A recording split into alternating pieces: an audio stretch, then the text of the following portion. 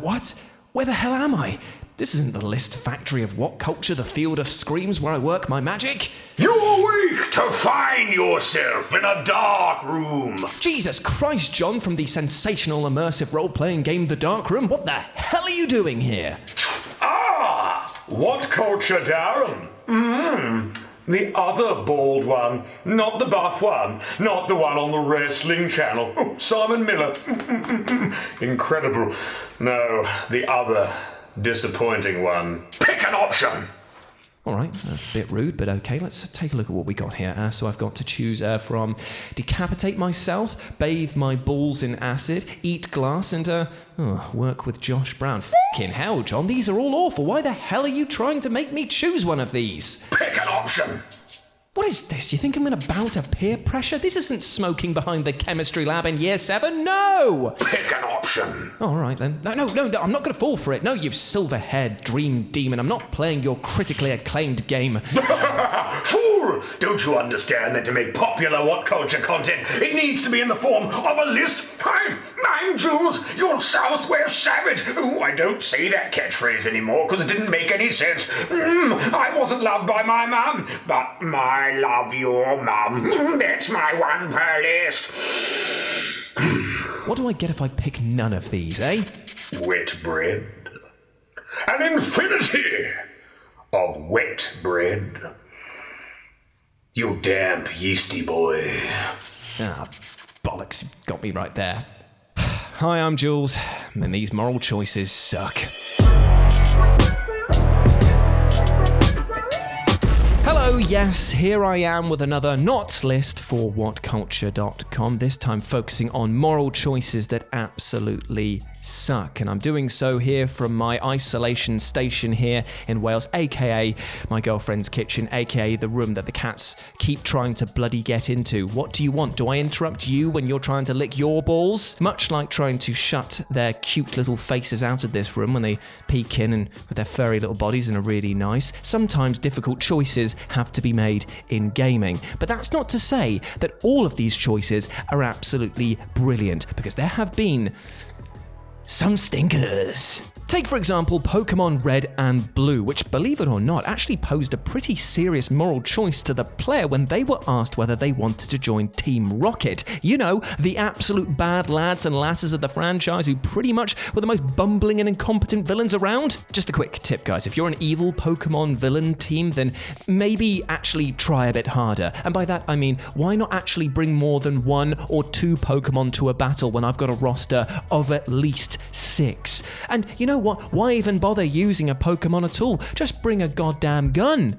I would piss my cax. My comfy shorts would be full if you pulled a shooter instead of a Squirtle. Yet here's the thing though, even though their motto is steal Pokemon for profit, exploit Pokemon for profit, all Pokemon exist for the glory of Team Rocket, I know that more than a few of us would have loved the chance to have joined up and gone on the rob with Team Rocket. Hell, I mean, the game could have even played it off as you infiltrating the Team Rocket HQ and learning of their plans, and then maybe getting a one-up over on them, stealing some stuff from them, showing them who's boss. But no, Game Freak decided to take this really interesting moral choice quandary and just didn't even let you have a say in the matter. It answered for you. And you know what? I probably would have said no, because I don't look good in tight spandex. But you know what? I would have liked the choice to have just given them one of these. A little bit of the sass. A little like, you know what I'm saying? But no. Thanks, Game Freak. You did it for me, because apparently this is a nanny state. Good. Wait, what is that noise? Oh my god, guys, it's a piranha plant that is coming to eat me. You've got to help me, because this is your moral choice. If you don't smash the like button, then this piranha plant's going to come across, and he's going to eat me. So literally the moral choice that you have been faced with is whether or not I live or die. So please like this video, share it with your mates. The bold boy could use a bit of love. Get away. You know what I'm saying? Come on, just do it. Anyway, carrying on. Let's move on. Moral commentary. Get it? 'Cause it's tying in with the episode. Anyway, ladies and gentlemen, say hello to Conrad Werner from Mass Effect, who might well be one of the most annoying side characters ever since that melted candle head that was the superfan from Elder Scrolls Oblivion. And you know what? He actually shares a lot of similarities to the superfan, because this guy is a super duper fan of the super duper sci-fi Shepard. Now, clearly he's more enamored with the idea of being a Spectre than the actual work that a Spectre does, so you do have a choice to make, which is either calling his bluff, which will end up with him dying, or let him down gently so that he does something better with his time. Like, I don't know, get a better haircut. Bit mean that, wouldn't it? However, it's here that the reason behind why this moral choice sucks comes into effect. Because you see, this was actually programmed wrong. Meaning that if you were nice to him, if you let him down gentler than a wee babby from a warm bath onto a soft blanket, then you would actually be ticking the box not just for the Paragon, but also, according to the game, the Renegade option. So if you imported this save into Mass Effect 2, he would approach you like a bag of dicks and be a right cock about it. Yeah, that's right, this blonde bellend will accuse you of pulling a gun on him and chide at you with this sort of banal bleating that he does. Now listen, friend, the only weapon here is you. And you know what? Why don't you take that attitude and your knockoff N7 armor that probably reads Adidas or Noik on the inside and absolutely do one, pal. Now this genuinely pissed me off when I first played it, because I was rather uncharacteristically being nice to people in the first game, so for this pretender to the throne to go out of his Milky Way to be a prick to me? Well, let's just say I made sure he didn't make it to Mass Effect 3. By the way, have you actually read what happens to him when he dies in Mass Effect 2? He jumps onto a bus, falls off the bus, floating bus, gets hit by cars on the way down, and lands onto and then into a biorecycling turbine. Jesus. Actually, speaking of calming the down, let's talk about Ramsay Bolton from Game of Thrones, who is to behaving like a good little boy what I am to wet bread, aka he's having fucking none of it because he's not a duck and neither am I. He's a bit of a rotten egg to say the least, and anyone with even a passing knowledge of Game of Thrones will know that being in the same room as this clown is akin to sticking your balls into a beehive and hoping for the best. So any interaction that you have with him in Telltale's Game of Thrones series was always going to be a bit tense. And you are presented with a moral choice straight off the bat when he pops over to the castle for a cup of tea, and he acts like a right seat sniffer to your sister. Now, as a good brother, you should probably go and make sure that she's okay, but you also have the option to just let him be and just get through the day with your head still attached to your shoulders and not caved in or used for a sexual relief device. But here is where it gets interesting, as no matter what you choose, Ethan, who you'd been playing as for a lengthy stint, is stabbed in the throat by Ramsay and left to die. Well, you know what? This absolutely sucks for multiple reasons. I mean, number A, you've just died, and I mean, excuse me, what? That's not very nice. I was enjoying being alive. And number B, it sucks because no matter what you were trying to do, even if you chose to bend the knee, you were still going to end up like a stuck pig on the floor gasping for life, which kind of therefore makes the entire moral choice a complete illusion. You didn't have a choice. But you know what? Here, it was actually written really well. It's actually a shame because it's not the moral choice here that sucks in the way it was delivered. It just sucks that there was no way to save him. Poor old Ethan. You're up in medieval heaven now. Anyway, sorry, it seems like I've got a call coming in. Hello, Dialer Dickhead, Jules speaking. Well, yeah, you could have used this segment to talk about The Walking Dead and how it had an illusion of free choice because it was actually just linear storytelling all dressed up with the, appearance of free choice. And it was actually quite crap when you actually realised that. But I'm actually going to be talking about a different thing that did it even better or worse, depending on how you want to interpret it. Well, what do you mean? Wait, no, you should stop phoning me while I'm trying to record this. Well, what do you mean you didn't know it was coming up? How are you even doing this, by the way? I'm still shooting the bloody thing.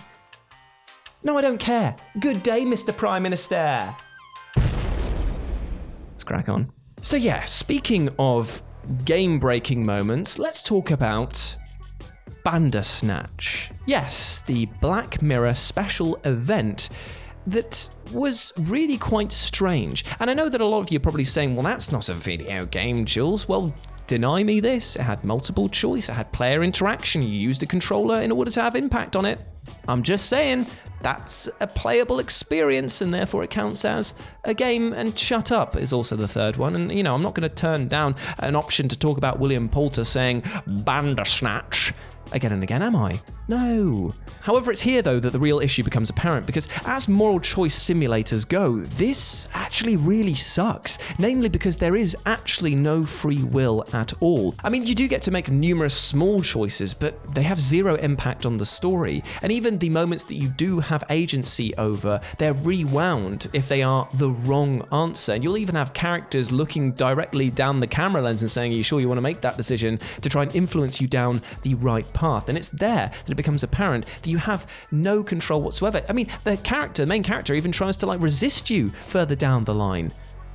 You don't have any moral choices there whatsoever. So what does that actually mean? Well, it actually means something much more than might first appear. For while it would be rich for me to sit here and bemoan a gaming experience about not giving me enough meaningful choices, it actually teaches you that your choices don't matter. It teaches you that you cannot determine some outcomes in life through sheer will alone. It teaches you that we are trapped within machinations within our society that give us the illusion of free choice. But in actuality, we have no agency whatsoever. Who cares if we can buy a different brand of Kellogg's Rice Krispies when we can't actually change the society and the way that it's governed, because it's got us locked down at a certain glass ceiling level? Yes, I am getting slightly political, and yes, it is quite scary to think that this opens up a big can of worms, and that worms has a label on it, and that reads, free will is an illusion.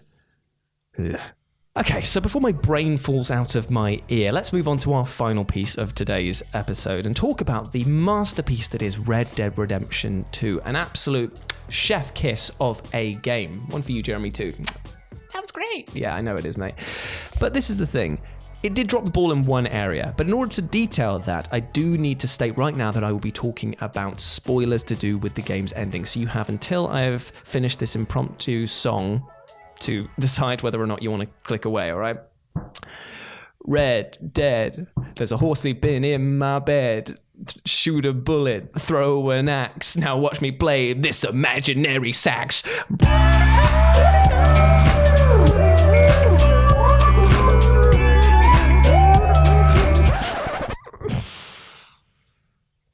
All that for a joke about an imaginary sax. Right, are they gone? Good. We all know that Arthur Morgan is pretty sick, and not in a way that's like, that's sick. We're talking about the fact that you've got tuberculosis. Less fun. And so the moral choice that's presented at the end of the game, with that in mind, makes no bloody sense. You're given a choice to either save John or take a load of money. Now, this is the thing. We know that this game is a prequel. So we know that John survives no matter what. So you might be therefore incentivized to take the money because you just feel like, well, fine, absolutely screw him. There's no moral quandary here because I know the outcome. But we also know that he's in the late stages of his tuberculosis. So what's the point of ever thinking about taking the money? He's gonna die no matter what. So there isn't even a choice. You basically just go, all right, okay, well, I guess I'll go for the money. Oh, I'm dead. Oh, I'll just guess I'll go for John. I know he survives. And it doesn't matter either way because the game railroads you into the final bit at the end anyway. So the question that I have is, Rockstar, Booby, I love you, but why even bother presenting that choice? It weakened the final thing because I get that you were trying to establish that there was what the relationship between John Marston and Arthur Morgan was. But at the same time, you could have just told that through narrative cutscenes. Have him look at the money and then go, damn, I'd rather pick you. Because that choice then is a character choice that we would feel strengthened in our bond towards him. But by giving us this illusion of choice, well, this moral choice that you've set up here, it absolutely sucks. And I don't want to say that about Red Dead Redemption 2 because I really enjoyed that game. Fingers down. We're out of here. Whew, so there we go. Our first episode of These Things Suck here from the isolation station here in Wales. I hope that you enjoyed that, my friends. And now that my blood is all fizzy, I'm going to go and have a nice chamomile tea to calm myself back down again, because I live with my missus now, and she probably doesn't want me just walking around as a steroidal lump just going, I hate everything. But you know what? That actually gives me an outro idea. You shouldn't be going out there with hate in your heart. I know that in this current situation that's going on, these are uncertain times, and what uncertain people usually do is start fear-mongering and spreading hate because they look for someone to blame because they're frustrated. I totally understand that. So do yourself a favor and give yourself and your neighbor a break. Do not go out there with hate in your heart, because trust me, hate is an exhausting emotion. It truly is. To maintain a dislike for somebody is much harder than it is to actually forgive somebody and try to move on. I understand that there are some situations that you can't move on from, or people can't forgive. Some people do reprehensible things. But if you can, if you have the capacity to express love for your fellow human, then take the opportunity to do it. Because right now, in this current situation, everything is divided. Let us start trying to build bridges back together again. I sound like I'm in the Hideo Kojima Death Stranding PR spiel, but he kind of had a point. Let's build connections instead of breaking them. And if you want to talk to me further about anything and build that connection between me and you, then you can do so and follow me at RetroJ with a 0. Also, why not swing by my board game channel, Live and Let's Dice. We're playing Warhammer, Dungeons and Dragons, loads of other board games over there at the moment. I've got to edit a lot of them, but trust me, more content will be coming up very, very soon. And I love each and every one of you. Now go out there and spread that love to your friends and family. Make sure that they know it as well. You big ledge. I'll speak to you soon.